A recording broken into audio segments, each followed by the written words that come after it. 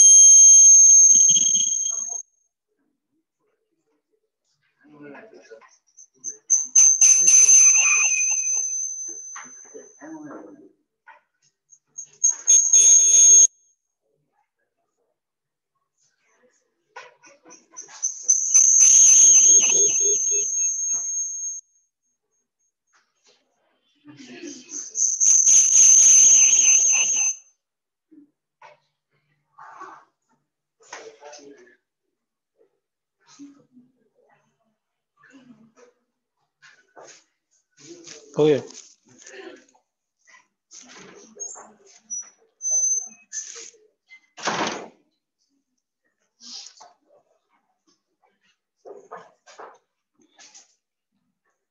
क्या हुआ? अच्छा इधर है।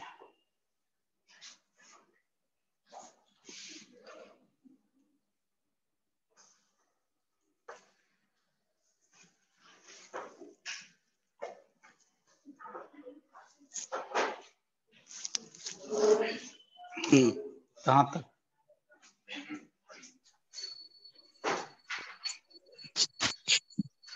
कहाँ तक हो गया था?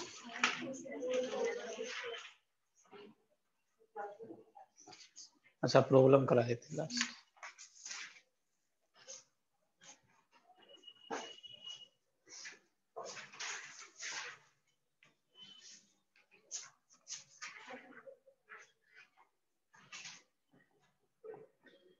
एप्लीकेशन ऑफ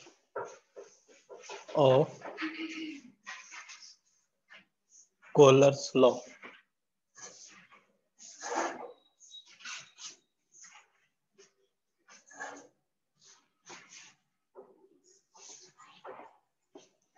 डिटर्मिनेशंस ऑफ, क्या हुआ? डेट? आज का डेट क्या है? वो पता ही नहीं मुझे। देखो ये 4 तारीख दिख रहा है।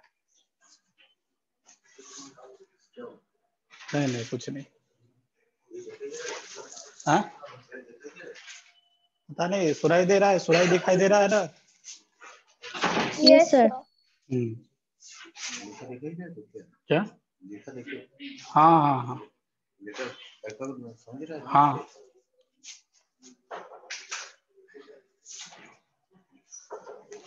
डिटर्मिनेशन ऑफ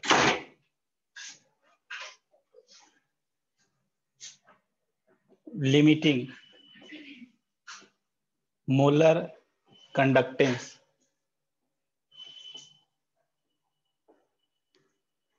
of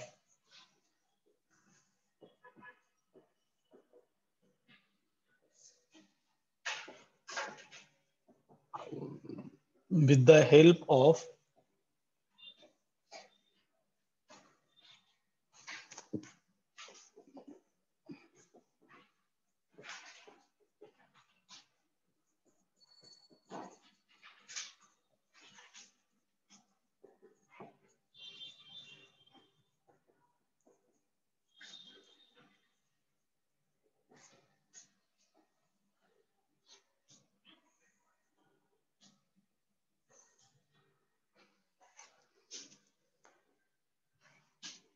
आपको बताया गया था कि हम लोग limiting molar conductance weak electrolyte का ग्राफ से कैलकुलेट नहीं कर सकते हैं, बट स्ट्रॉन्ग इलेक्ट्रोलाइट का एक स्ट्रेट लाइन ग्राफ था, इसलिए उसको इंटरपोलेट करके हम लोग उसको कैलकुलेट कर सकते हैं।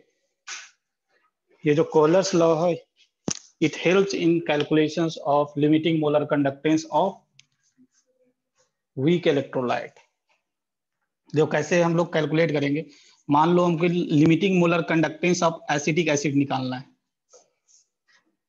तो एसिटिक एसिड क्या होता है? It get ionised in acetate ion plus H plus.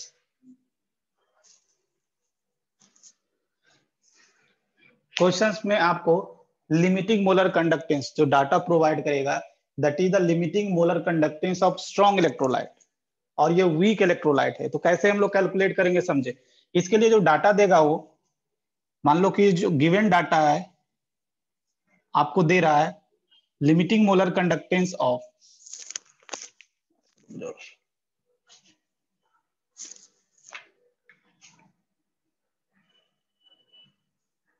इधर कर देता हूं,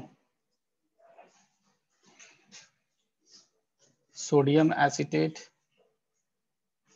HCl और ये NaCl।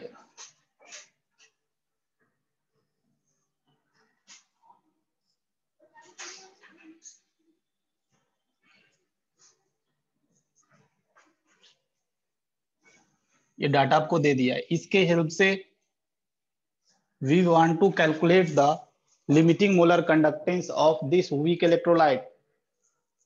कैसे कैलकुलेट करेंगे समझे। क्या ये जो एसिटिक एसिड है, एसिटिक एसिड, क्या मैं इसको इस तरह लिख सकता हूं,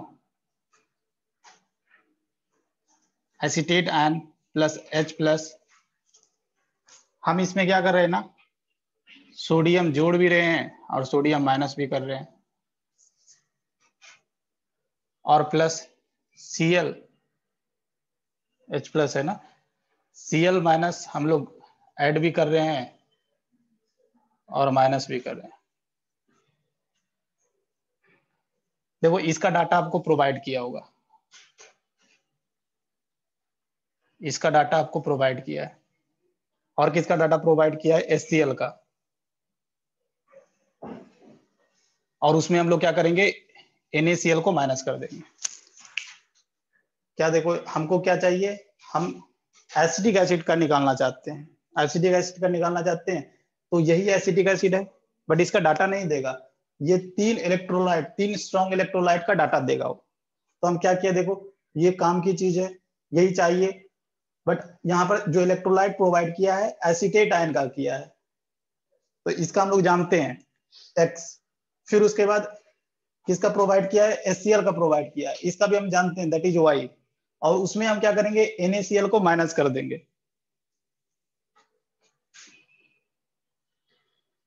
तो क्या हो जाएगा, फाइनली जो आंसर हो जाएगा दैट विल बी, ये जो लिमिटिंग मोलर कंडक्टेंस ऑफ ये जो एसिटिक एसिड होगा, हम क्या करेंगे, ये जो सोडियम एसीटेट है इसको हमने ऐड किया तो X, HCl को ऐड किया दैट इज Y, और उसमें हम लोग क्या करेंगे, NaCl को माइनस कर देंगे। यही हो जाएगा, this is the limiting molar conductance of this weak electrolyte. ये अप्रोच थोड़ा डिफिकल्ट है, इससे एक इजी अप्रोच बताते हैं, ये अप्रोच ज्यादा समझ में आएगा। देखो यहाँ पर देखिए, ये जो 3 इलेक्ट्रोलाइट आपके पास टोटल समझो कि 4 इलेक्ट्रोलाइट है, 1 2 3 4, यही 4 है ना, 3 का दिया हुआ है और इसका निकालना है। हम लोग किसी 2 इलेक्ट्रोलाइट को सिलेक्ट करेंगे जिसमें कोई भी आयन कॉमन नहीं है, कोई भी आयन कॉमन नहीं है। जैसे देखो हम क्या करते हैं, इसको और इसको और इसको सेलेक्ट कर लेते हैं, इन दोनों में कोई भी आयन कॉमन नहीं है। कॉमन है क्या, नहीं, चलो तो हम सेलेक्ट कर रहे हैं क्या, सोडियम एसीटेट और HCl को, इन दोनों में कोई भी आयन कॉमन नहीं है। ये दोनों रिएक्शंस करेगा तो क्या होगा, एसिटिक एसिड और NaCl, आयन का एक्सचेंज कर दो, क्या एसिटिक एसिड और प्लस NaCl। देखो अब इसका दिया हुआ है क्या, वैल्यू दिया हुआ है ना X, इसका दिया हुआ है क्या Y, that is equal to, इसका निकालना है, इसका निकालना है तो हम लिख देते हैं,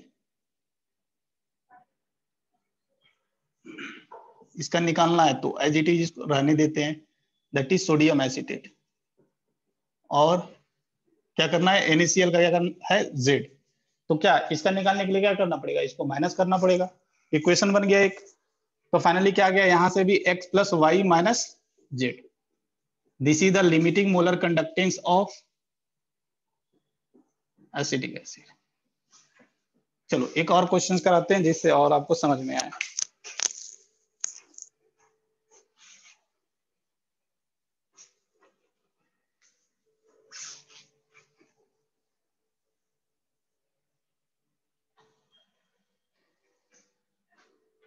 एक और क्वेश्चन ले रहे हैं।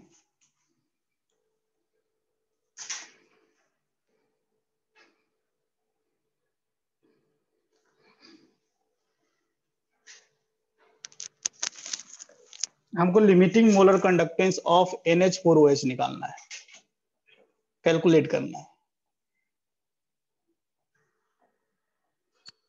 ये कैलकुलेट करना है। डाटा दिया है आपको, अमोनियम सल्फेट का दिया है। आप सेकेंड अप्रोच से करोगे, सेकेंड अप्रोच इजी है। सोडियम सल्फेट का दिया हुआ है, दैट इज Y, और NaOH का दिया हुआ है, दैट इज Z। ये सब क्या, लिमिटिंग मोलर कंडक्टेंस दिया हुआ है, limiting molar conductance, limiting molar conductance of, limiting molar conductance का डाटा दिया हुआ है। आपको कैलकुलेट करना है limiting molar conductance of this weak electrolyte ammonium hydroxide. यहां पर भी वही काम, इन चारों इलेक्ट्रोलाइट में आप 2 इलेक्ट्रोलाइट को सेलेक्ट करो जिसमें कोई भी आयन कॉमन नहीं हो और रिएक्शन लिखो।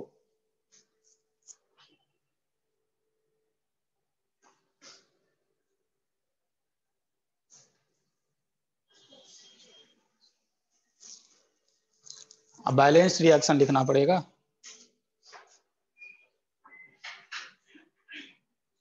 चलो ये दोनों सेलेक्ट कर लेते हैं, अमोनियम हाइड्रोक्साइड और सोडियम सल्फेट। एक भी आयन कॉमन नहीं है, आप दूसरे को भी सेलेक्ट कर सकते हो।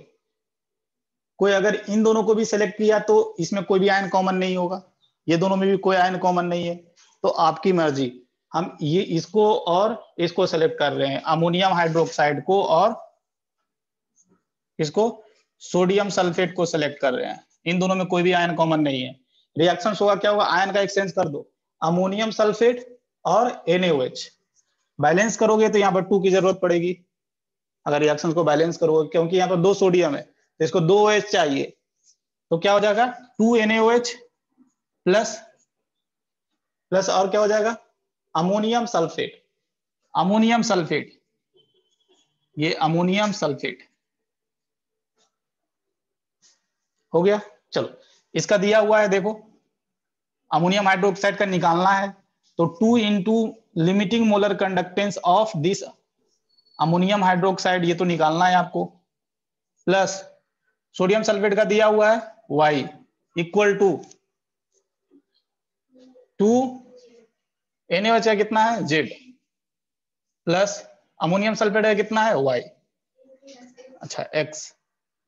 तो बन गया आपका लिमिटिंग मोलर कंडक्टेंस आ गया अमोनियम हाइड्रोक्साइड का। इससे इजी अप्रोच नहीं है, प्लस माइनस Y ना, इसमें Y को माइनस करेंगे और साथ ही साथ 2 से डिवाइड करेंगे।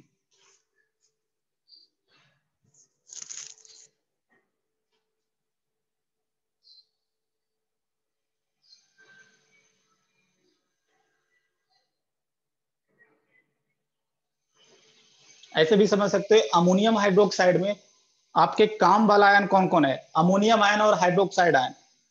तो किसको, अमोनियम आयन वाला को ऐड करेंगे और हाइड्रोक्साइड आयन जहां से मिल रहा होगा उसको ऐड करेंगे। तो देखो आपने जरूर ऐड किया होगा X को, फिर आपको हाइड्रोक्साइड आयन वाला क्या है Z को भी ऐड किया होगा, Z को भी ऐड किया देखो। और जो काम वाला नहीं है सोडियम सल्फेट, ये काम वाला नहीं है इसलिए Y को माइनस किया। चलो तो कर लोगे ये। दूसरा application,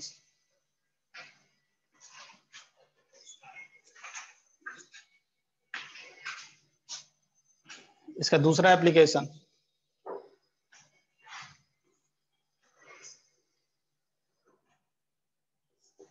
to calculate degree of dissociation of weak electrolyte and their ionization constant.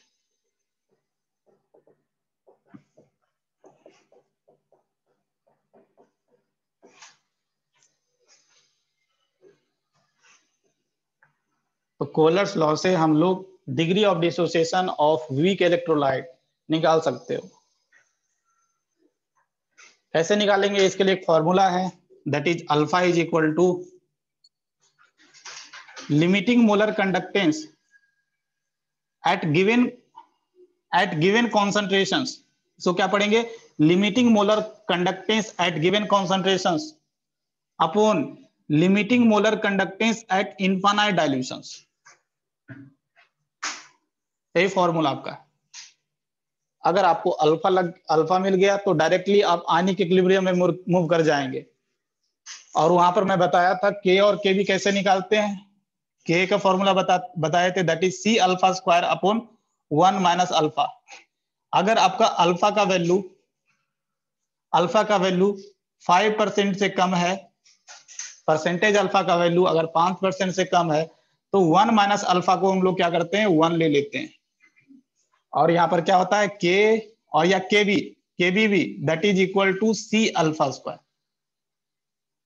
केबी का भी फॉर्मूला ऐसा ही था, that is C alpha square, इसलिए यहाँ पर केबी भी लिख देना।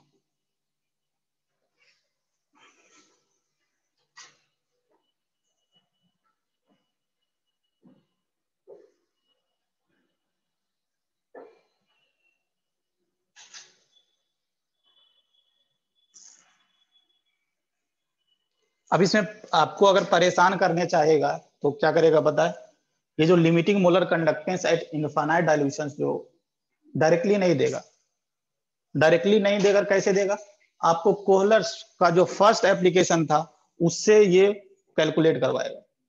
जैसे अभी बताया था ना कि कैसे हम सोडियम एसिटिक एसिड का निकालेंगे, कैसे हम दूसरा क्वेश्चन अमोनियम हाइड्रोक्साइड का निकालेंगे, तो इससे कैलकुलेट करवाएगा। और इसको कैसे कैलकुलेट करवाएगा? इसके लिए फॉर्मूला बताएं, के इंटू 1000 अपॉन, याद है, के इंटू 1000 अपॉन एम। उससे इसको कैलकुलेट करवाएगा, कप्पा देकर कैलकुलेट करवाएगा, और उसके बाद अल्फा निकलवाएगा। अल्फा निकलवा कर फिर आयनिक इक्विलिब्रियम में मूव कर गया। कोई भी क्वेश्चन चाहे पूछ सकता है वो। चलो ये क्वेश्चंस करते हैं।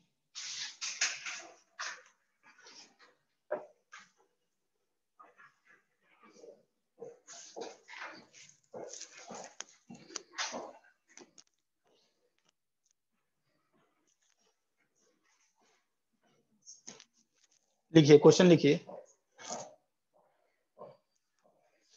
Limiting molar conductance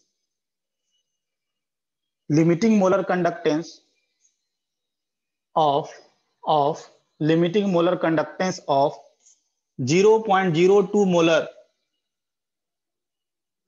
limiting molar conductance of 0.02 molar of acetic acid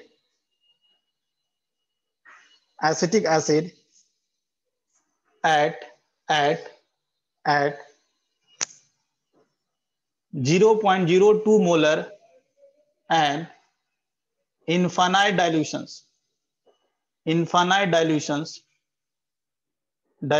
are 4 and 400 Siemens centimeter square per mole respectively.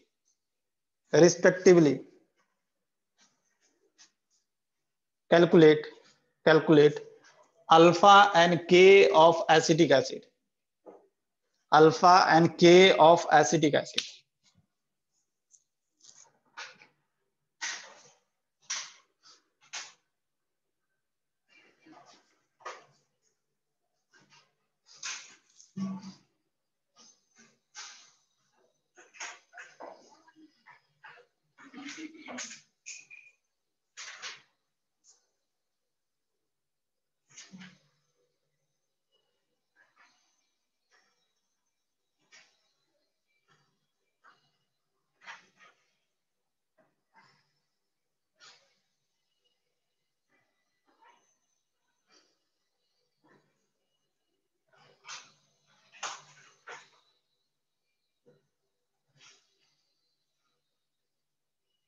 Alpha कितना आया?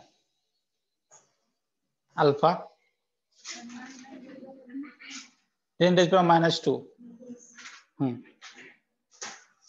अगर हम पूछे कितना परसेंट डिसोसिएट हुआ हुआ एसिटिक एसिड, तो अगर अल्फा पता रहता है तो परसेंटेज डिसोसिएशन कैसे निकालते हैं?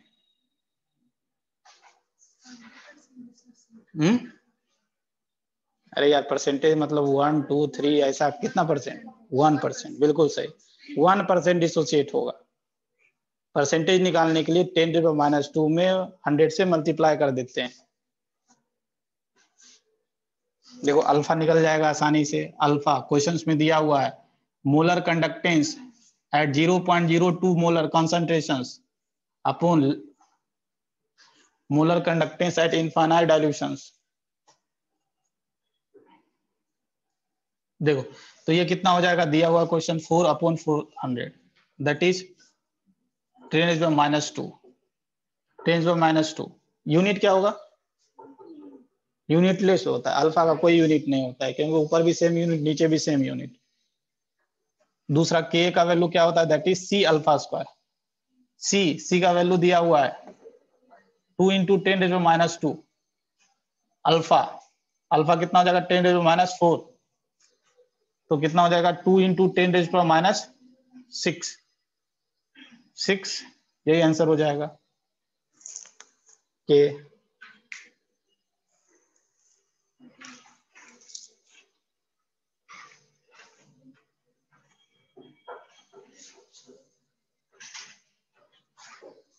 चलो अगला application, next application, third.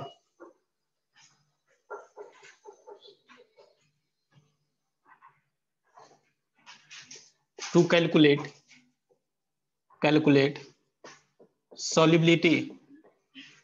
solubility and solidity product that is KSP of sparingly soluble salt।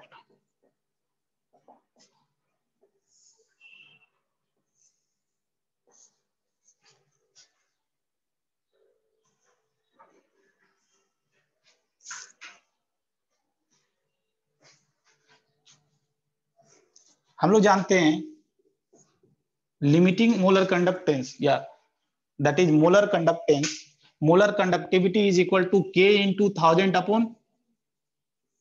ये फॉर्मूला जानते हैं हम लोग। बट अगर मैं स्पायरिंगली सॉल्युबल सॉल्ट की बात करूं, फॉर स्पायरिंगली सॉल्युबल मींस पानी में बहुत ज्यादा सॉल्युबल क्या? पानी में बहुत ज्यादा सॉल्युबल, हाँ लेस सॉल्युबल। सॉलिडिटी इसका पानी में नहीं के बराबर, बहुत कम होगा। For sparingly soluble salt and for saturated conditions,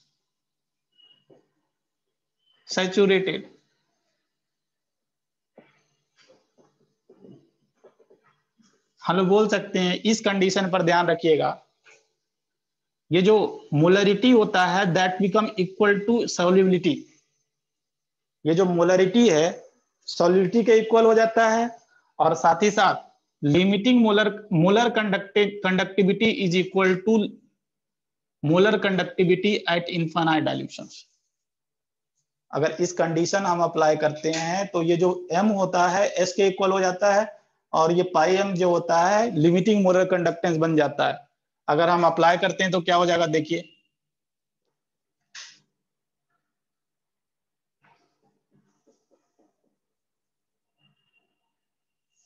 यहां से s निकाल सकते हैं। s इज इक्वल टू क्या हो जाएगा? K × 1000/,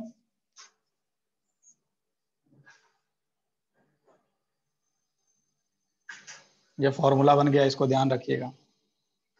अगर आपको एक बार सॉल्युबिलिटी पता लग गया तो आप KSP आसानी से लिख सकते हो। जैसे अगर बात करें फॉर AgCl, अगर AgCl के लिए हमको KSP का वैल्यू निकालना रहता तो कैसे निकालते हैं?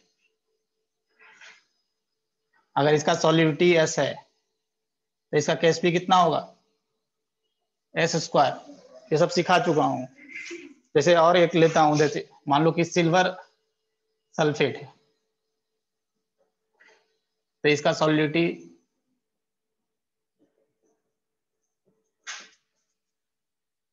अगर इसका सॉलिडिटी एस है तो इसका केएसपी कितना होगा, 4s³ होगा। तो ये सब आपको आना चाहिए। एक बार एस निकल गया तो केएसपी हम आसानी से निकाल सकते हैं। तो यहाँ पर उसके बाद लिख लीजिए कैसे हम लोग केएसपी निकालते हैं। अगर इसका एस है तो इसका कॉन्सेंट्रेशन 2s हो जाएगा और इसका एस होगा। फिर हम लोग क्या लिखते हैं, 2s का square into S, that will become 4s³। चलो इससे रिलेटेड भी क्वेश्चन कर लेते हैं।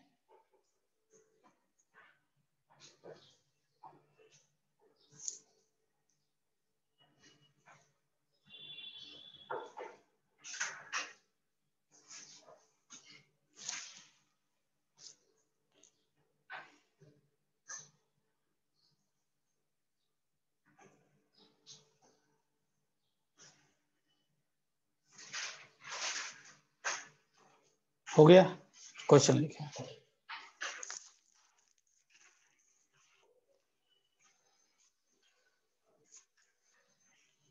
अगर इसमें भी आपको परेशान करना रहेगा तो के आपको डायरेक्टली नहीं देगा। के आपको के निकालने के लिए फॉर्मूला जानते हो कैसे, क्या फॉर्मूला होता है के निकालने, क्या 1/r into L/A, that is conductivity into cell constant. और ये भी डायरेक्टली नहीं देगा, ये कोहलर्स लॉ के हेल्प से कैलकुलेट करवाएगा। अभी कैलकुलेट करना बताए थे, एसिडिक एसिड का कैसे निकालेंगे, अमोनियम हाइड्रोक्साइड का कैसे निकालेंगे, और फिर उसके बाद सॉलिडिटी आप निकाल पाओगे। सॉलिडिटी निकालने के बाद केएसपी निकाल पाओगे।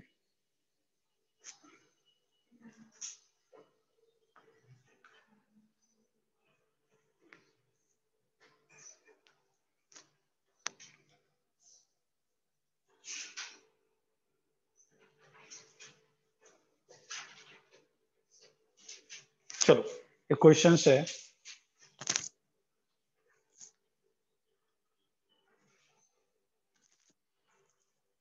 के AgCl का दिया हुआ है, that is equal to 1.8 into 10⁻⁶। Unit क्या हो जाएगा, दैट इज सीमेन सेंटीमीटर, यही था ना यूनिट। और भी डाटा दिया हुआ है, limiting molar conductance of Ag plus, एम कर देता हूं, Ag plus limiting molar conductance of Cl minus at infinite dilution दिया हुआ है, दैट इज 54.5 और ये दिया हुआ है 65.5। यूनिट क्या हो जाएगा, सीमेन सेंटीमीटर स्क्वायर पर मोल। आपको एस निकालना है और केएसपी निकालना है।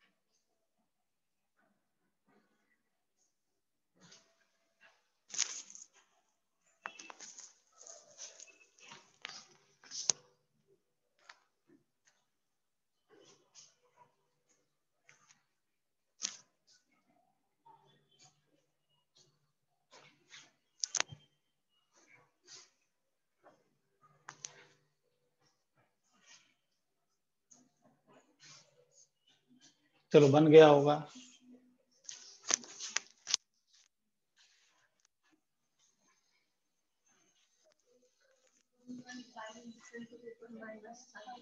One point five.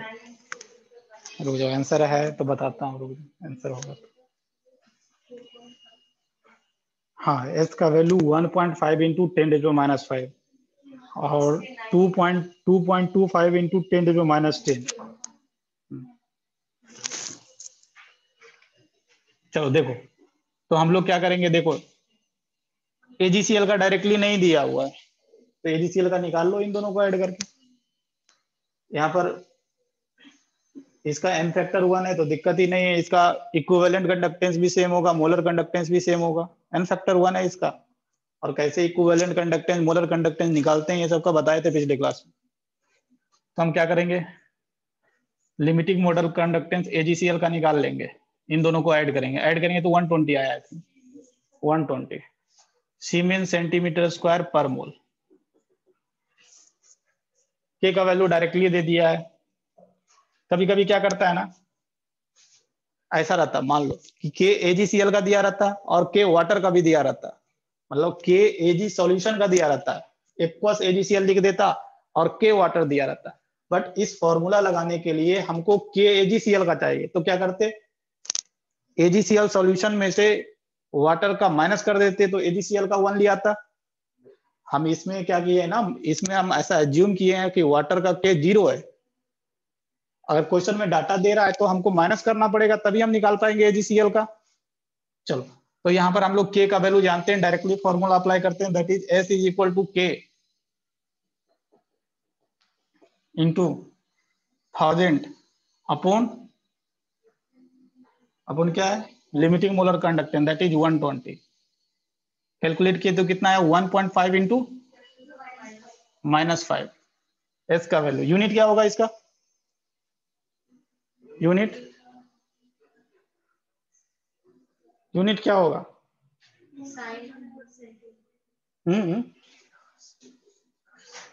चलो यूनिट एक बार देख लेना, यहाँ पर यूनिट के का आप जानते हो, के का आप जानते हो, और यहाँ पर इसका भी जानते हो। अगर यूनिट की बात करें, सेंटीमीटर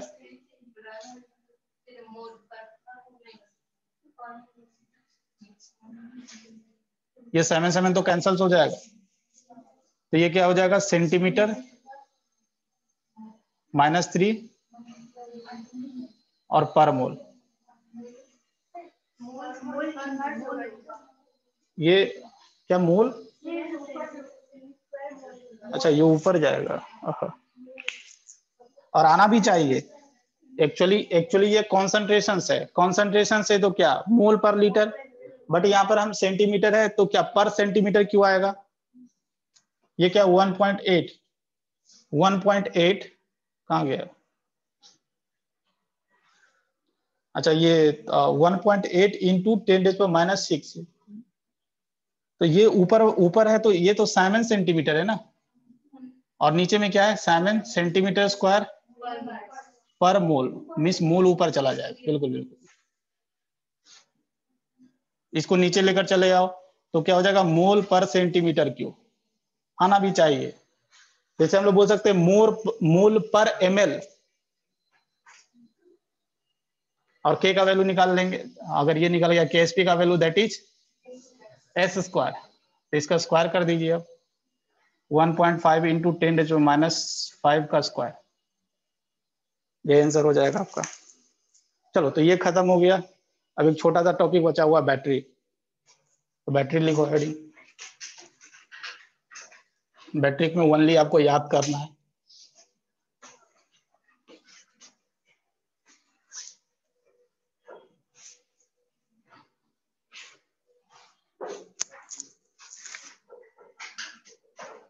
आज जो 3 से 4 क्लास है ना, नहीं होगा अभी, अभी कुछ दिन नहीं होगा बैटरी।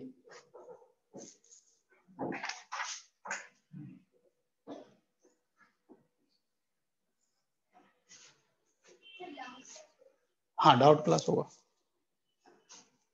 तो ये प्राइमरी बैटरी, सबसे पहले हम प्राइमरी बैटरी के बारे में पढ़ेंगे। तो ये प्राइमरी बैटरी क्या होता है, लिखो फेंको, लिखो फेंको, एक बार यूज करो और उसके बाद फेंक दो उसको, यूज एंड थ्रो। तो इसको हम लिख सकते हैं the battery which can not be recharge, लिख सकते हो the battery which can not be recharge, which can not be recharge, ऐसा बैटरी जिसको हम रिचार्ज नहीं कर सकते हैं, एक बार यूज करो फेंक दो।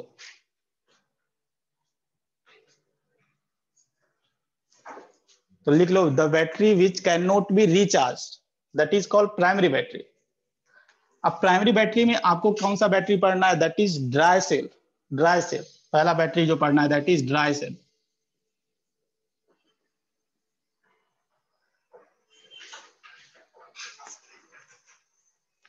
तो ड्राई सेल में आप इसमें ध्यान रखिएगा, ड्राई सेल कुछ ऐसा होता है, अगर उसके अंदर देखोगे ना, ड्राई सेल खोल कर देखोगे तो एक ऐसा प्लेट रहता है, और ये जो प्लेट रहता है ना जिंक का रहता है, जिंक, जिंक का रहता है, जिंक कंटेनर बोलते हैं इसको, जिंक कंटेनर। यही आपका क्या होता है, एनोड होता है, जिंक इज द एनोड। और यहाँ पर देखोगे ना, इसमें बीच में एक कार्बन जैसा लगा रहता है, इस तरह का इलेक्ट्रोड। अगर बैटरी खोल कर देखोगे ना, एक पहले टॉर्च में बैटरी आता है, उसको खोलोगे तो इधर ब्लैक ब्लैक जैसा कुछ दिखेगा और बीच में एक रॉड दिखेगा, रॉड दिखेगा। और ये जो रॉड होता है, ये बेसिकली जो रॉड होता है ये ग्रेफाइट रॉड का होता है, ग्रेफाइट, इसको ग्रेफाइट रॉड बोलते हैं, रॉड। यही आपका क्या होता है, कैथोड होता है, कैथोड, दैट इज प्लस। यहां पर देखोगे वो सॉल्ट ब्रिज रहता है, सॉल्ट ब्रिज, इस तरह का एक पेपर लाइक दिया रहता है, पेपर, उसको खोलोगे तो एक पेपर जैसा निकलेगा। यहाँ पर ये समझोगे, थोड़ा सा खोलने के बाद वो जो जिंक का प्लेट है ना उसको हटाओगे तो इस तरह का कुछ मिलेगा आपको। ये क्या है, सॉल्ट ब्रिज है, सॉल्ट ब्रिज।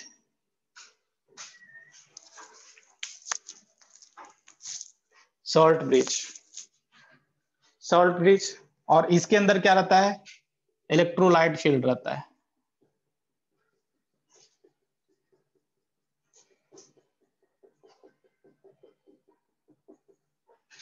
ये जो है ना दैट इज इलेक्ट्रोलाइट। तो इलेक्ट्रोलाइट क्या रहता है, moist, paste of MnO2, ammonium chloride, और एक और होता है MnO2, अमोनियम क्लोराइड और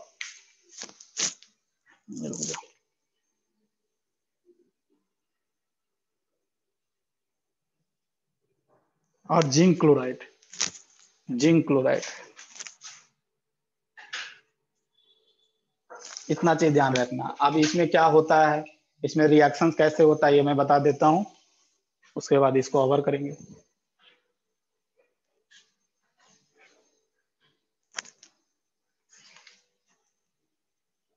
एनोड माइनस, एनोड पर हमेशा ऑक्सीडेशन होता है, ऑक्सीडेशन।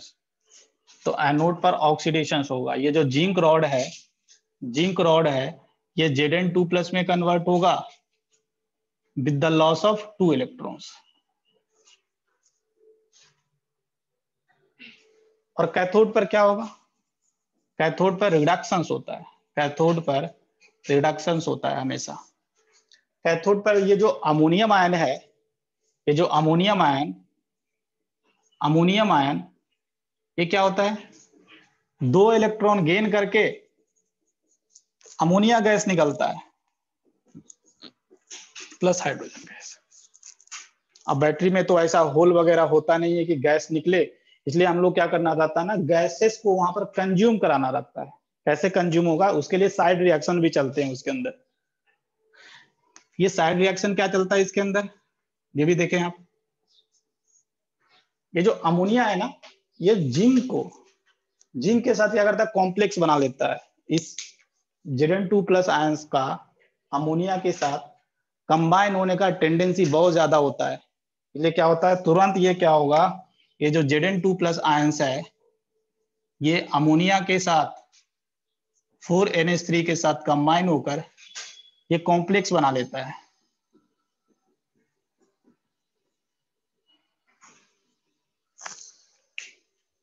अब ये कॉम्प्लेक्स क्या है, पहले अमोनिया गैस निकलने के लिए कोई जगह नहीं था, इसको कंज्यूम कराना था, इसलिए एक कॉम्प्लेक्स बन गया।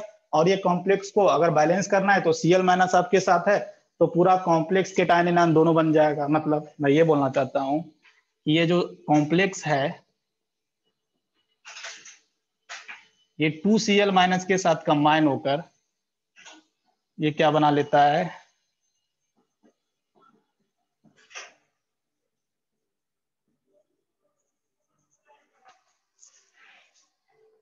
साथ ही साथ ये भी रिएक्शंस करना, ये हाइड्रोजन गैस भी है, इसको भी निकलने का जगह नहीं है, इसको भी कंज्यूम कराएंगे।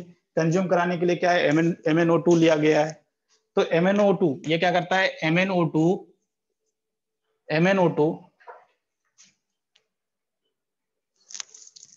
कन्वर्ट हो जाता है हाइड्रोजन के साथ कंबाइन होकर, ये कन्वर्ट हो जाता है Mn2O3 में और प्लस वाटर।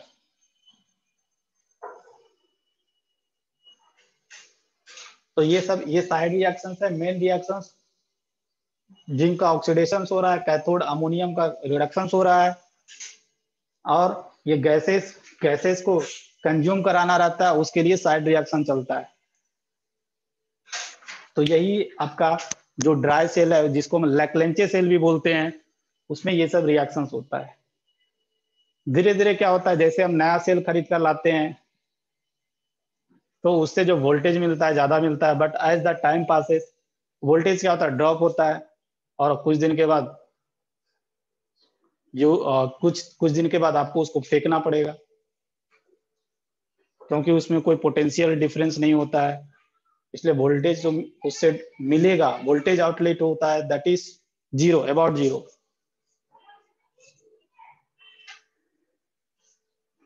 फिर उसके बाद ये ड्राई सेल के बाद आगे बढ़ते हैं।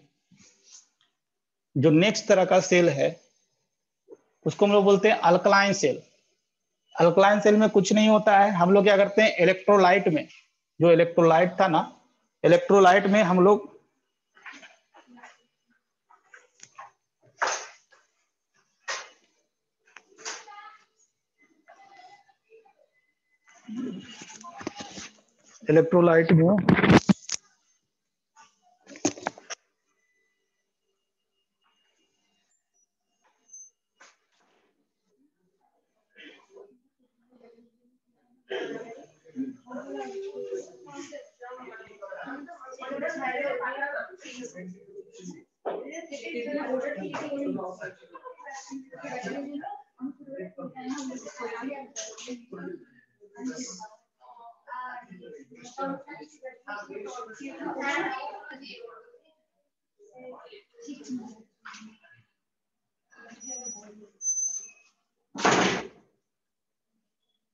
तो अल्कलाइन सेल में बोल रहा था,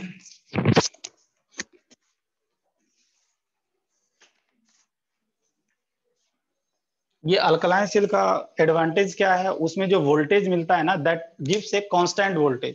जैसे और मैं एग्जांपल बात करूं, एक बटन सेल होता है जो कि आपका कहाँ यूज होता है, हाँ वॉचेज में, घड़ी में देखोगे, उसको हम लोग बटन सेल बोलते हैं। उसमें जो वोल्टेज ड्रॉप आउट, वोल्टेज जो मिलता है, मतलब शुरू में जब आप खरीदने जाओगे तो जो वोल्टेज मिलेगा, और बाद में जब तक वो खत्म ना हो जाए आपको कांस्टेंट वोल्टेज मिलेगा, वोल्टेज ड्रॉप आउट नहीं होगा।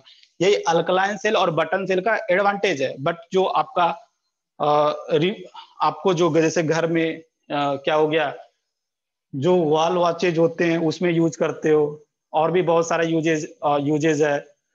और कहाँ कहाँ यूज करते हैं बैटरी का, हाँ वहां पर भी यूज होते हैं। और हाँ टॉयज में, उसमें भी जो बैटरी यूज होता है, दैट इज लैक्लेंचे सेल और ड्राई सेल। उसमें क्या होगा, जैसे जैसे आपका टाइम पास होगा, बैटरीज का लाइफ क्या होगा, धीरे धीरे उसका वोल्टेज ड्रॉप आउट होगा। बट अल्कलाइन सेल और बटन सेल का एडवांटेज क्या है, इट सप्लाई कांस्टेंट वोल्टेज। एक बार जैसे ये भी देखते हो, घड़ी रहता है, जब बैटरी आपका खत्म होने वाला रहता है तो पूरी तरह बंद नहीं होता है, थोड़ा थोड़ा फ्लक्चुएट करता रहता है। बट ये जो आपका वॉचेज है, जो हैंड वॉचेज है, जो बटन सेल है, उसमें क्या होगा, बंद होगा तो एक ही बार पूरा बंद हो जाएगा। मतलब या तो चलेगा या तो नहीं चलेगा, दैट सप्लाई कांस्टेंट वोल्टेज। चलो तो इसमें रिएक्शंस क्या होता है अल्कलाइन सेल में, अल्कलाइन सेल तो एनोड और कैथोड का रिएक्शन लिख देता हूं। इसमें हम लोग इलेक्ट्रोलाइट KOH यूज करते हैं, KOH।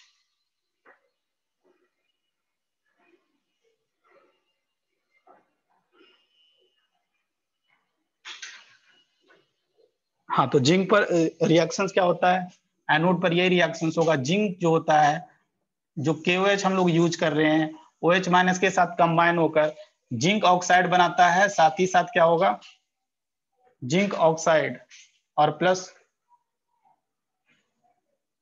वाटर और प्लस 2 इलेक्ट्रॉन लॉस होगा। जिंक 2 ऑक्सीजन 2 हाइड्रोजन, ठीक है। ये एनोड पर रिएक्शंस होता है। कैथोड पर क्या रिएक्शंस होता है ये देखें।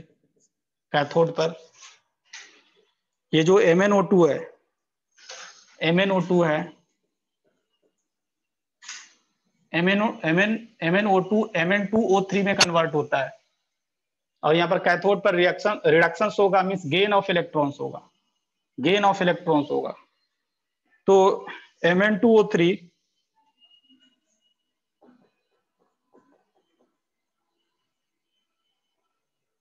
चार्ज बैलेंस करने के लिए 2OH माइनस। देखो ये रिएक्शंस कैसे लिख रहा हूं इसको समझो। चार्ज तो बैलेंस होना चाहिए ना, पहले Mn2O3 है तो Mn2O3 यहाँ पर मैग्नीज का ऑक्सीडेशन स्टेट +4 देखोगे और यहाँ पर कितना है +3 है। तो इससे पता चल रहा है कि इसका रिडक्शन हो रहा है। और ये MnO2 किस में कन्वर्ट हो रहा है, Mn2O3 में, तभी इसका ऑक्सीडेशन नंबर जो होगा कम होगा, तो कम होगा। और देखोगे इधर, इधर देखोगे 3 ऑक्सीजन से, पहले यहाँ पर देखो, यहाँ पर ऑक्सीजन 4 है तो 3 ऑक्सीजन तो यहाँ पर यूज हो गया, 3 ऑक्सीजन यूज हो गया। तो इधर बैलेंस करने के लिए हम लोग एक वाटर ऐड करते हैं और साथ ही साथ यहाँ पर 2 इलेक्ट्रॉन्स ऐड होगा ना यहाँ पर, क्योंकि देखो पर एटम चेंज 1 का, बट यहाँ पर मैग्नीज कितना है 2 है, इसलिए 2 इलेक्ट्रॉन का गेन होगा। अब दोनों को ऐड कर देंगे तो नेट रिएक्शंस हो जाएगा। ये 2 इलेक्ट्रॉन्स आपको दिखने वाला नहीं है, वाटर कैंसल्स होगा, OH माइनस कैंसल्स हो जाएगा। और ये जो नेट रिएक्शंस कुछ ऐसा होगा, इसका gives rise to ZnO plus Mn2O3, ये नेट रिएक्शंस है। और इसका जो ई सेल होता है दैट इज कांस्टेंट, कितना होता है पता नहीं, बट ये जो भी होगा that will supply constant voltage. इसी तरह नेक्स्ट जो होता है बटन सेल, ये भी बता देता हूं। बटन सेल इसी के जैसा होता है। बटन सेल भी कांस्टेंट वोल्टेज सप्लाई करता है। इसमें एनोड पर वही सेम रिएक्शंस, एनोड पर सेम रिएक्शंस। कैथोड जो होता है, कैथोड पर ओनली थोड़ा रिएक्शन चेंज हो जाएगा। यहां पर हम लोग क्या करते हैं, कैथोड पर मर्क्यूरी HgO को हम लोग कैथोड की तरह यूज करते हैं, मर्क्यूरिक ऑक्साइड को, और जो कि रिड्यूस होकर Hg में कन्वर्ट हो जाएगा।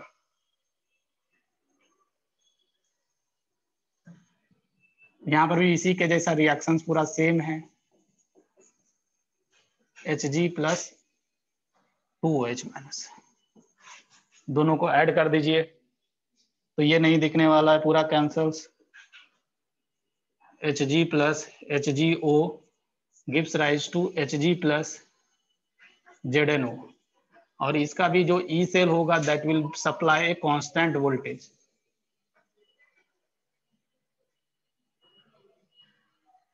तो इसमें मेन जो इंपॉर्टेंट है that one is dry cell, उसको ध्यान रखिएगा। ये सब साइड ज्यादा इंपॉर्टेंट नहीं है, बट इतना ध्यान रखना है कि अल्कलाइन सेल और button cell that supply constant voltage. ठीक, नेक्स्ट आगे बढ़ते हैं, that one is secondary cell. Secondary cell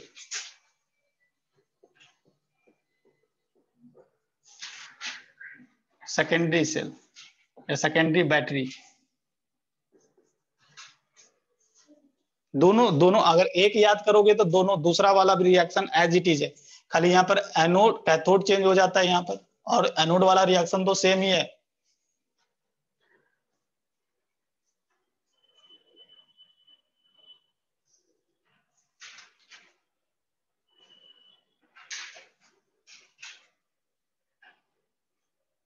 और इसका भी रिएक्शंस आप इजीली समझ सकते हो अगर आपको रिडॉक्स रिएक्शन आता है तो। Zn है, ZnO2 में कन्वर्ट होगा। इसका देखोगे तो 0 से +2 में गया है तो 2 इलेक्ट्रॉन का लॉस होगा, 2 इलेक्ट्रॉन का लॉस होगा। ये अल्कलाइन मीडियम है। अल्कलाइन मीडियम में इलेक्ट्रॉन को बैलेंस करने के लिए, चार्ज को बैलेंस करने के लिए OH- आता है, तो यहाँ पर 2OH- आया। फिर उसके बाद देखो और बैलेंस, ऑक्सीजन बैलेंस कर लो, एक ऑक्सीजन यहाँ पर तो एक वाटर, ऑक्सीजन को बैलेंस करने के लिए। तो एनोड वाला भी रिएक्शन आप समझ सकते हो। चलो सेकेंडरी सेल क्या होता है? Secondary cell which can be recharge, recharge कर सकते हो उसको। Which can be recharge after use, which can be recharge after use, after use. एक बार यूज करने के बाद आप उसको रिचार्ज कर सकते हो। जैसे आपके मोबाइल्स में जो बैटरी यूज रहता है, that one is secondary cell. जो घर में आपका इन्वर्टर बैटरी लगा रहता है, that is also your secondary cell, उसको आप रिचार्ज कर सकते हो।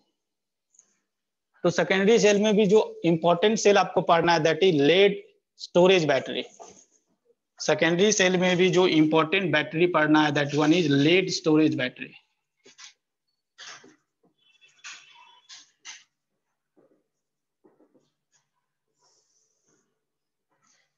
कभी अगर घर में जो बैटरा लगा रहता है उसको खोल कर देखोगे तो उसके अंदर प्लेट्स रहता है, प्लेट्स, 6 प्लेट का बैटरी, 3 प्लेट का बैटरी, इस तरह का बैटरी उसमें रहता है। आज के समय पर जो ये सेकेंडरी लेड स्टोरेज बैटरी आता है उसको आप खोल नहीं सकते हो। पहले जो बैटरी आता था उसको आप प्लेट को हटाओगे तो उसके अंदर जो ऊपर वाला कवर लगा रहता है, अगर उसको हटाओगे तो क्या होगा, अंदर वाला प्लेट दिखाई देगा आपको। बट अभी खुलता नहीं है वो, उसको बंद कर दिया कंपनी ने। तो ये लेड स्टोरेज बैटरी में मेनली इसमें ना, जैसे इसका जो ई सेल होता है, that one is 12 volt. 12 volt का मतलब होता है इसमें, इसके अंदर 6 प्लेट लगा होगा। 6 प्लेट मतलब क्या, एक एनोड और कैथोड मिलाकर एक प्लेट बोलते हैं। मतलब इसके अंदर 12, अगर 12 वोल्ट का बैटरी है तो इसके अंदर टोटल कितना, 12 प्लेट होगा। 6 एनोड होगा और 6 कैथोड होगा। समझ रहे हो ना इतना? तभी इसका, जैसे मान लो कि 8 वोल्ट का बैटरी है तो उसके अंदर कितना होगा, टोटल 8 प्लेट होंगे, 4 एनोड और 4 कैथोड। एक प्लेट, एक जो प्लेट होता है दैट सप्लाई 2 वोल्ट। मतलब एक जो एनोड और कैथोड मिलाकर कितना वोल्ट मिलता है, 2 वोल्ट। जैसे अगर 12 वोल्ट है मतलब यहाँ पर क्या बोलेंगे, 6 एनोड 6 कैथोड। चलो ये समझ गया। अब यहाँ पर क्या याद रखना है कि एनोड किसका बना हुआ होता है, एनोड। तो एनोड ध्यान रखना है कि एनोड आपका पीबी का बना रहता है, लेड का।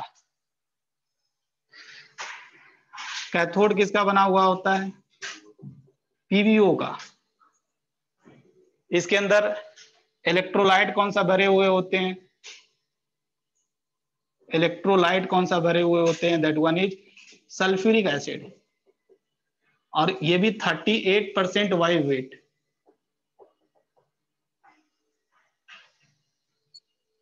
अब आपको रिएक्शन समझना है, वो भी सबसे पहले हम लोग डिस्चार्जिंग का रिएक्शन समझेंगे। अगर डिस्चार्जिंग का रिएक्शन आपको आ गया तो उसका रिवर्स कर दो तो आपका चार्जिंग का रिएक्शन हो जाएगा। तो डिस्चार्जिंग का रिएक्शन कैसे होता है उसको समझे।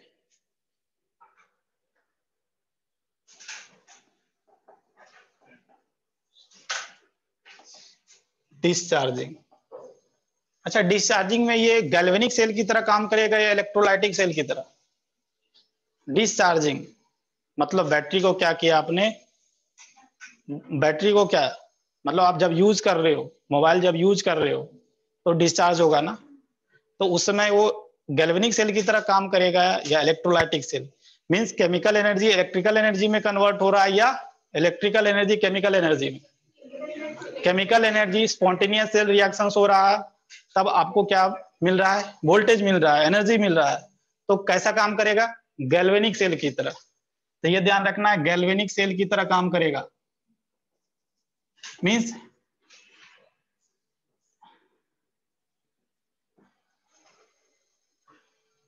केमिकल एनर्जी इलेक्ट्रिकल एनर्जी में कन्वर्ट होगा। अब रिएक्शंस क्या क्या होता है समझे यहां पर। एनोड, एनोड यही आपका पीवी एनोड है। तो पीवी क्या करता है, यहाँ पर मेन रिएक्शंस क्या होता है, पीवी पीवी2 प्लस के साथ कंबाइन होकर 2 इलेक्ट्रॉन लूज करेगा। अब ये पीवी हम जानते हैं इलेक्ट्रोलाइट क्या है, H2SO4 है। ये जो Pb2 प्लस है ना, ये जो SO4 माइनस है, इसका जानी दुश्मन है। ये जो Pb2 प्लस है, यहां से जो मतलब ये क्या, जिसके अंदर ये इलेक्ट्रोलाइट क्या है, H2SO4 में सल्फेट आयन और H प्लस है आपके पास। तो ये सल्फेट आयन जब Pb2 प्लस को देखेगा, तुरंत ये प्रेसिपिटेट बनाना चाहेगा। प्रेसिपिटेट, व्हाइट कलर का प्रेसिपिटेट, जैसे Ag प्लस का जानी दुश्मन Cl माइनस, तुरंत प्रेसिपिटेट बनेगा वहां पर। तो यहां पर भी Pb2 प्लस और यहां पर सल्फेट आयन, तुरंत क्या होगा, और सल्फेट आयन PbSO4 बन जाएगा, व्हाइट प्रेसिपिटेट।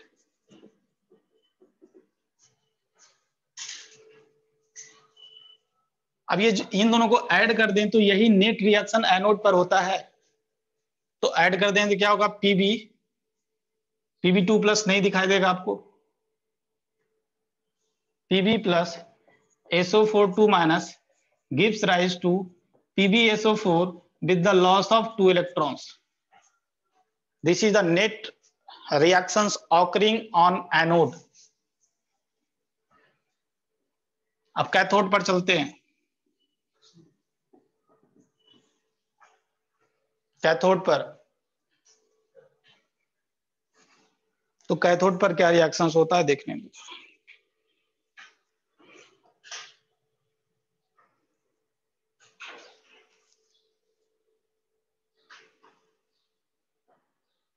चलो देखो, कैथोड पर ये जो पीवीओ है, पीवीओ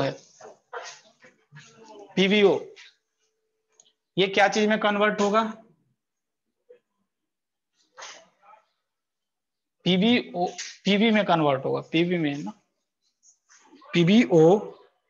पीवीओ2, ये गलती कर दिया ना, ये पीबीओ2 होगा, पीवीओ नहीं, पीबीओ2, हाँ चेंज करो, पीबीओ2 कैथोड होता है। पीबीओ2 ये Pb2 प्लस में कन्वर्ट होगा। यहाँ पर ऑक्सीडेशन स्टेट कितना है, +4 है, +4 से +2 जाना, रिडक्शन होना, इसके लिए कितना इलेक्ट्रॉन गेन करेगा, ये 2 इलेक्ट्रॉन्स, तभी ये पॉसिबल्स है। अभी ये रिएक्शंस बैलेंस नहीं है, तो फिर क्या होगा, यहाँ पर 2H2O और उसको बैलेंस करने के लिए 4H प्लस, बिल्कुल सही, एग्रीड। रिडॉक्स रिएक्शन चल रहा है, अगर रिडॉक्स रिएक्शन को बैलेंसिंग करना है तो आप इजीली कर लोगे। चार्ज भी देखो बैलेंस है, लेफ्ट साइड -2 यूनिट का चार्ज, +2 यूनिट का चार्ज, राइट साइड भी +2 यूनिट का चार्ज। कैसे बैलेंसिंग किए, +4 से +2 जाना, मींस यहाँ पर 2 इलेक्ट्रॉन्स का गेन होगा। फिर दूसरी बात यहाँ पर देख रहे हो, यहाँ पर 2 ऑक्सीजन तो 2 वाटर, इधर साइड देखोगे हाइड्रोजन को बैलेंस करने के लिए 4 हाइड्रोजन तो 4H प्लस, समझिए इतना। अब क्या होगा, ये Pb2 प्लस, इसका जानी दुश्मन सल्फेट आयन, तुरंत मिलकर प्रेसिपिटेट बनाएगा। ये जो Pb2 प्लस सल्फेट आयन के साथ कंबाइन कर PbSO4 बनाएगा। इन दोनों को कंबाइन कर दो, net reactions that is occurring at cathode, क्या होगा, PbO2 यहां पर देखो, यहां पर H प्लस 4H प्लस है, यहां पर सल्फेट आयन है, क्या सल्फ्यूरिक एसिड लिख दूं, कितना सल्फ्यूरिक एसिड, H2SO4। चलो लास्ट में लिखेंगे, अभी रहने दो ऐसे ही। 4H plus plus sulphate ion plus 2 electrons that gives rise to, ये तो Pb2 plus cancels plus PbSO4 plus 2 water. ये नेट रिएक्शन कैथोड पर होगा। अब एक बार हम फिर से रिएक्शन लिख रहे हैं।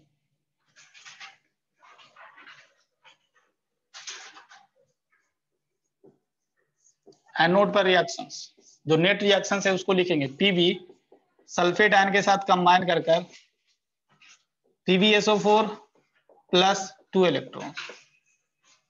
कैथोड पर रिएक्शंस, गैल्वेनिक सेल में एनोड क्या होता है, नेगेटिव या पॉजिटिव? Loan loan.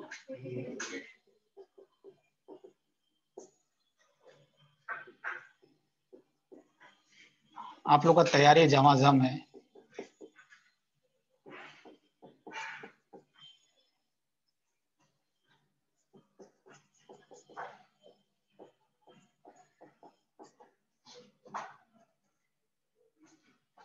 आप लोग भी हो, जब तक तोड़ेंगे नहीं जब तक छोड़ेंगे नहीं ना। जब तक आप लोग तोड़ोगे नहीं नीट को, जब तक डॉक्टर नहीं बनेंगे, छोड़ेंगे नहीं। चलो दोनों कंबाइन कर दो, दोनों कंबाइन कर दोगे तो क्या होगा देखो, ये दोनों, ये सब मिलाकर 2 इलेक्ट्रॉन तो कैंसल्स, ये सब मिलाकर क्या लिखें, 2H2SO4 लिख देते हैं। क्या हो जाएगा, Pb plus PbO2 plus 2H2SO4 gives rise to 2PbSO4 plus 2 water. यही नेट रिएक्शंस होता है। चार्जिंग का यही, डिस्चार्जिंग का यही रिएक्शंस है।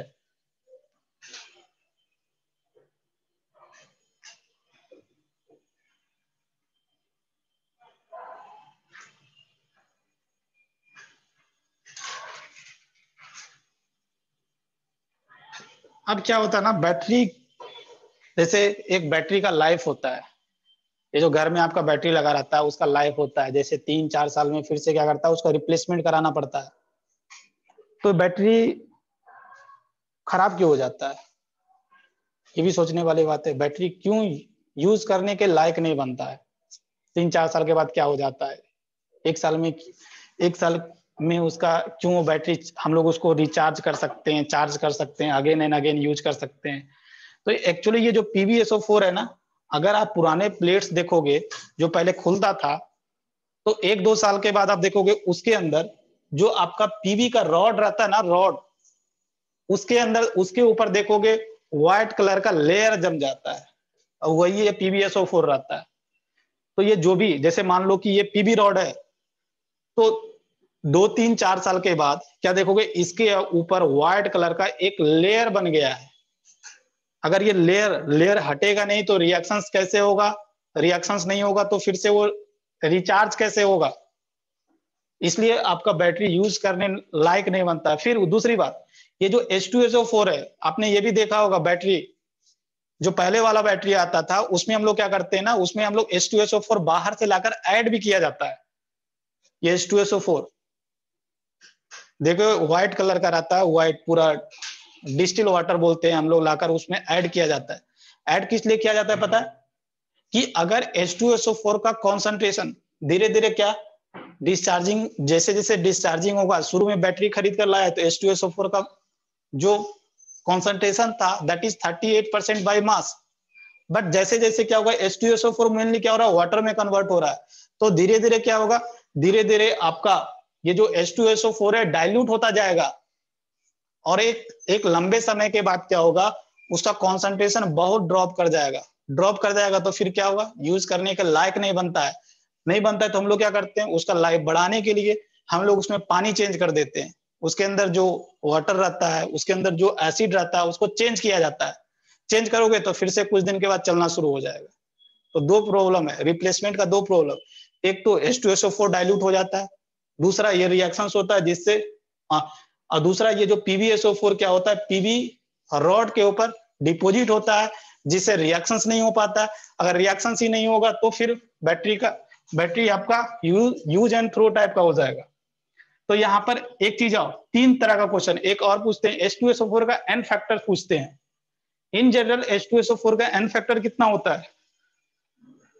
2 होता है, 2H प्लस आयन देता है। बट इस रिएक्शन लेड स्टोरेज बैटरी में ये कॉमन क्वेश्चन है, H2SO4 का n फैक्टर 1 है। कैसे? इसमें नेट इलेक्ट्रॉन एक्सचेंज कितना हुआ है? 2 का दिख रहा है। n फैक्टर निकालने का मेथड बताए थे कि net electron exchange upon stoichiometry coefficient, तो कितना हो जाएगा 2/2, दैट विल कम 1। तो ये बात भी ध्यान रखना है कि n फैक्टर H2SO4 का कितना होता है, that is net electron exchange upon stoichiometry coefficient, ये सब लिखाया हूं मैं, कोएफिशिएंट दैट इज 2/2, 1। तो ये तो हुआ आपका डिस्चार्जिंग का रिएक्शन। चार्जिंग का रिएक्शन क्या होगा? इसका जस्ट उल्टा कर दो, मिस एनोड कैथोड की तरह कैथोड बन जाएगा और कैथोड आपका एनोड बन जाएगा और रिएक्शन अपोजिट हो जाएगा, मतलब चार्जिंग का रिएक्शन। ये जब चार्जिंग करोगे तो ये इलेक्ट्रोलाइटिक सेल की तरह काम करता है। इलेक्ट्रोलाइटिक सेल मतलब इलेक्ट्रिकल एनर्जी केमिकल एनर्जी में कन्वर्जेंस होगा। क्या होगा? ये जो आप कैथोड देख रहे हो, यही आपका क्या हो जाएगा? एनोड हो जाएगा। एनोड प्लस रिएक्शंस क्या होगा? उल्टा कर देना। मींस क्या होगा? यहां पर मेनली PbSO4 प्लस यहां पर क्या था? यहां पर कुछ था ना, 2H2O था। हाँ, 2H2O will get convert to PbO2 plus 4H plus sulphate ion plus 2 electrons. Anode cathode बन जाता है और कैथोड एनोड बन जाता है। मींस कैथोड पर रिएक्शंस क्या हो जाएगा? उसको जस्ट रिवर्स कर देना, क्योंकि एनोड पर हमेशा ऑक्सीडेशन होता है, तो इसलिए लॉस ऑफ इलेक्ट्रॉन्स दिखना चाहिए आपको। लॉस ऑफ इलेक्ट्रॉन दिखने के लिए हम रिएक्शंस को उल्टा करना पड़ेगा, और कैथोड पर रिएक्शन जो होगा दैट इज PbSO4 2 इलेक्ट्रॉन्स लेकर Pb प्लस सल्फेट में कन्वर्ट होगा। दोनों को ऐड कर दो, यही आपका चार्जिंग का रिएक्शन हो जाएगा। PbSO4 प्लस 2 वाटर कन्वर्ट होगा Pb प्लस PbO2 में प्लस 2H2SO4। ये चार्जिंग का रिएक्शन है। तो यही आपका लेड स्टोरेज बैटरी में इतना ध्यान रखना है आपको। अब लेड स्टोरेज बैटरी के बाद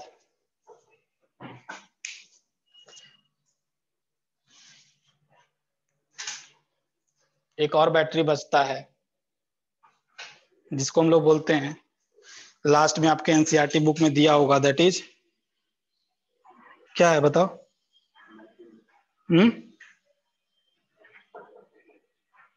कुछ भी नहीं है।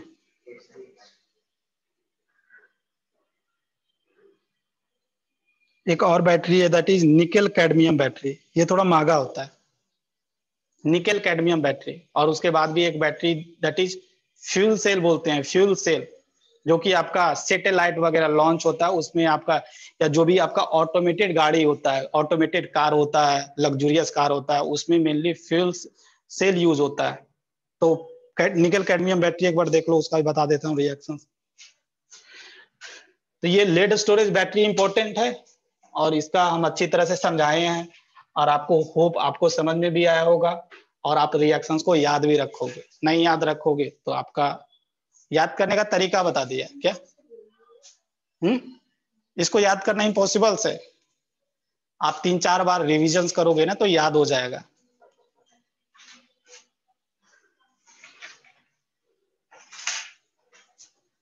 और ये भी है, मतलब नहीं याद करेंगे, नहीं याद कीजिएगा तो क्या कर सकते हैं? निकेल कैडमियम से रिएक्शन लिख लीजिएगा एनोड के ऊपर। ये कैडमियम 2OH माइनस के साथ कंबाइन होकर Cd2+ या कैडमियम हाइड्रोक्साइड बनाता है with the loss of 2 electrons. और ये कैथोड के ऊपर जो रिएक्शंस होता है,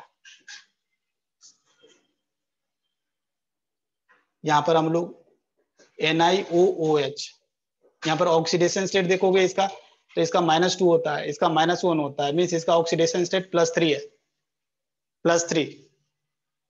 या इसको यहाँ पर लिखा रहता है NiO2 हम लोग बोल सकते हैं ना, O2H, HO2 प्लस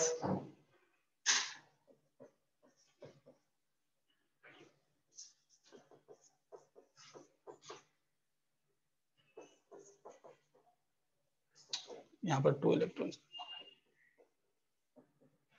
ये इतना ज्यादा इंपॉर्टेंट नहीं है, जो मेन इंपॉर्टेंट था मैं आपको बताया अच्छी तरह से। अब इन दोनों को ऐड कर दो, यहाँ पर देख रहे हो रिडक्शन भी हो रहा है, +3 से +2 में जा रहा है, ये 0 से +2 में जा रहा है। ऐड कर दीजिए यहाँ पर भी 2OH माइनस दिखने वाला नहीं है, इलेक्ट्रॉन्स कैंसल हो जाएगा। नेट रिएक्शन जो होगा cadmium plus NiOOH plus water, that will gives rise to cadmium hydroxide और प्लस निकेल ऑक्साइड। इसमें आप एनोड क्या चीज का होता है, कैथोड क्या चीज का होता है, ये ध्यान रख लिए तो एनफ है। नेक्स्ट जो है एक लास्ट वाला है, that is fuel cell.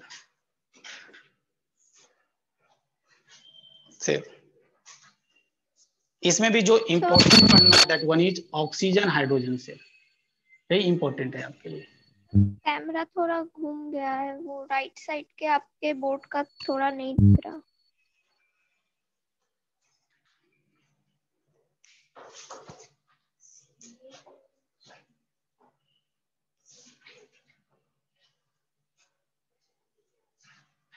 Oxygen hydrogen cell,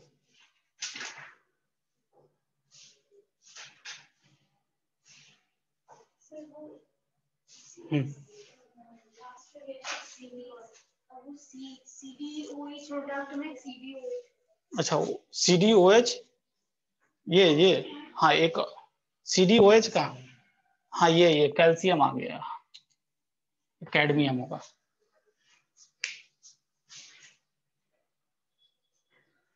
अब ये हाइड्रोजन ऑक्सीजन सेल, ये भी, इसको भी हम इलेक्ट्रोलाइटिक सेल और गैल्वेनिक सेल दोनों की तरह यूज कर सकते हैं इसको। तो इसमें क्या रिएक्शंस होता है ये भी बता देता हूँ।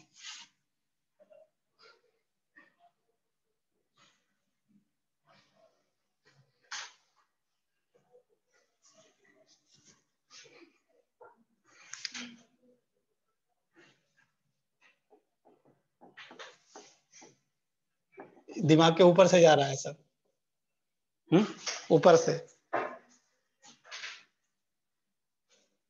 चलो देखो, जो नेट रिएक्शंस होता है आप वाटर का रिएक्शन जानते होगे, that is 2H2 plus O2।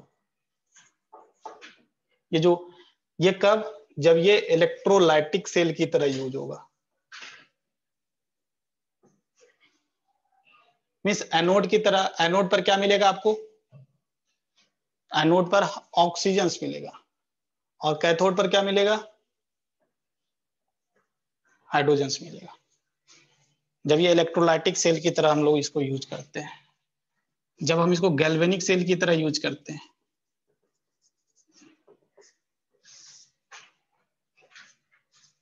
तब यहाँ पर रिएक्शंस क्या होता है,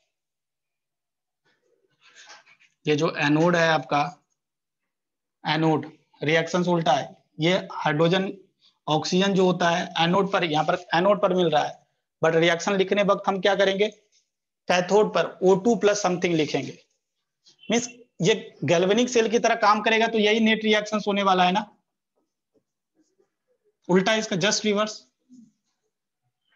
और एनोड पर कौन पार्टिसिपेट करेगा बताओ, यहाँ ये हाइड्रोजन, दैट इज ये एनोड पर, और ये वाला क्या होगा, कैथोड पर।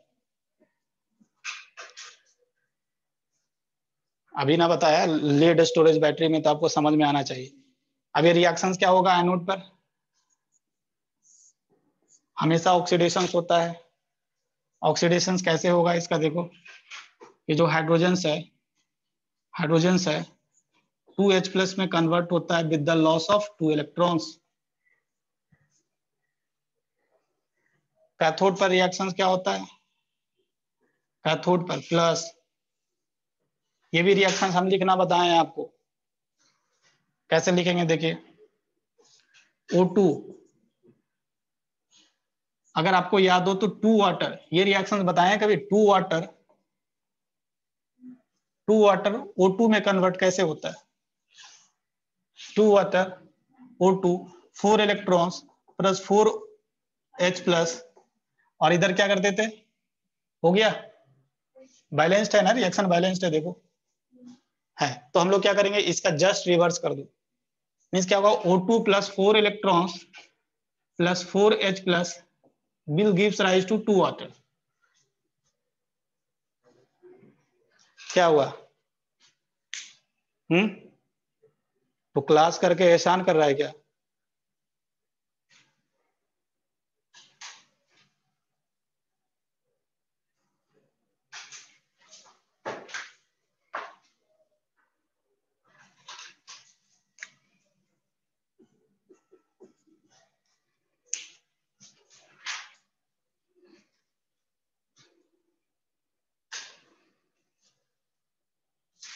जब पढ़ने के लिए आता है ना तो पढ़ाई किया करो, नहीं पढ़ने के मत आओ क्लास ना, कोई आपको फोर्स किया है कि क्लास आकर पढ़ो,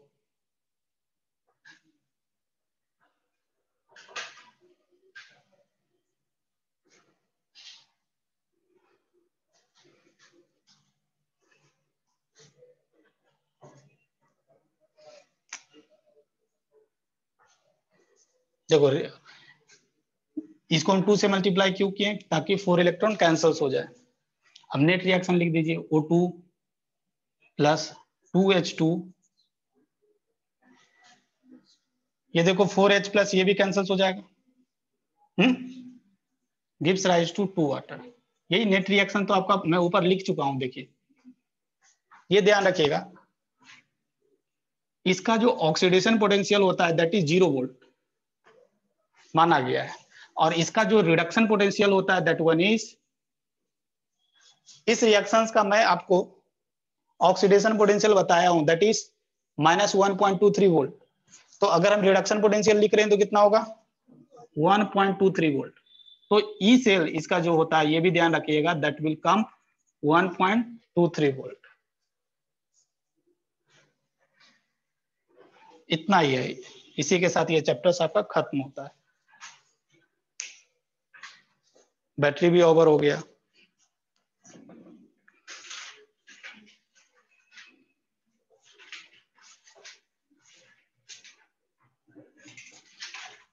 चलो तो आज क्लासेस नहीं है, अभी जब तक मैं नहीं बोलता हूं जब तक नहीं है, जब मुझे लगेगा कि क्लासेस लेने की जरूरत है मैं आपको इन्फॉर्म कर दूंगा, और आपको नेक्स्ट क्लास ऑनवर्ड्स कल से जो होगा ऑर्गेनिक केमिस्ट्री चालू होगा, नोमेनक्लेचर वो भी सीक्वेंस है आपका, नोमेनक्लेचर पहले मैं पढ़ाऊंगा, नोमेनक्लेचर के बाद आइसोमेरिज्म के बाद जीओसी, ऑर्गेनिक केमिस्ट्री में जीओसी पढ़ाने में जो टाइम लगता है जीओसी में मैं टाइम दूंगा, उसके बाद अगर आप इन तीनों चैप्टर्स में अगर आप फोकस नहीं हुए, उसके बाद ऑर्गेनिक केमिस्ट्री का आप क्लास कर ले समझ में नहीं आएगा, उसके बाद मैं कुछ कर भी नहीं सकता हूं, तो इन तीनों चैप्टर्स में आपका अटेंशन इंटू 2 होना चाहिए, इंटू 2 होगा तभी आप ऑर्गेनिक केमिस्ट्री को समझ पाओगे, उसके बाद जो भी होता है उसके बाद जस्ट फॉर्मेलिटी होता है, ओनली रिएक्शंस आएगा, चीजें वहां पर लिखा रहेगा, प्रोडक्ट आपको बताऊंगा, और पीछे वाला चीजें जो भी होगा अप्लाइड होगा, तो पीछे वाला चीजें मैं फिर से नहीं बताने वाला हूं, इसलिए इन तीनों चैप्टर्स में आपको एक्स्ट्रा अटेंशन रहना पड़ेगा, that is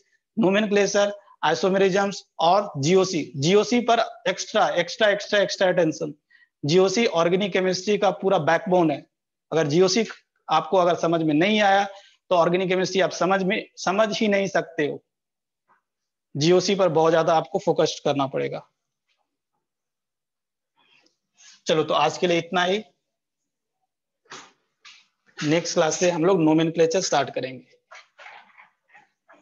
means physical chemistry पूरी तरह से मेरे तरफ से खत्म हो गया, फिजिकल केमिस्ट्री का 11th 12th का जो भी चैप्टर्स था ओवर हो गया मेरे तरफ से, अब आपका ऑर्गेनिक केमिस्ट्री शुरू होगा। ऑर्गेनिक केमिस्ट्री देखो, मतलब टारगेटेड है मार्च अप्रैल तक या मई का फर्स्ट वीक भी हो सकता, हाँ फर्स्ट वीक हो सकता है, फर्स्ट वीक तक आपका ऑर्गेनिक भी खत्म हो जाएगा। उसके बाद इनऑर्गेनिक का जो भी चैप्टर्स होगा जल्दी जल्दी लेंगे, नोट्स पकड़ाएंगे आपको, और मैं वो चीजें पढ़ कर आओगे आप, मैं आपको एक्सप्लेन करूंगा, और जल्दी जल्दी हम लोग ऑर्गेनिक इनऑर्गेनिक केमिस्ट्री का रिमेनिंग चैप्टर भी खत्म करेंगे।